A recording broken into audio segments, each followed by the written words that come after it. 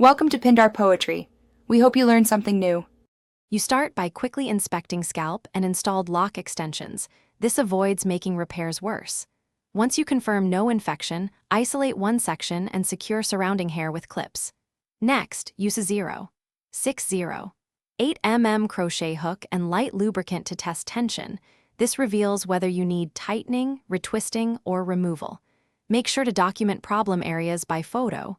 When you act, you'll prioritize the worst spots first and prevent unnecessary manipulation of healthy locks. You now focus on methodical execution. Detangle each problematic lock from tip to root, keeping tension low to protect the scalp.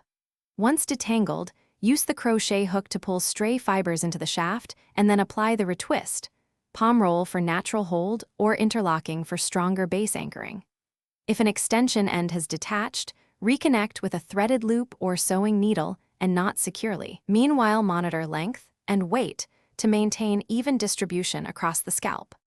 You complete repairs by sealing the adjusted locks with a minimal amount of locking gel or approved lightweight product. This reduces frizz and sets the structure. Once done, trim any frayed ends and redistribute heavier extensions so no single track bears excess weight. If you notice increased shedding, severe pain, or recurring loosening, stop and seek a loctician. Sometimes reinstallation or different extension type is necessary. Remember, consistency in maintenance prevents repeat fixes.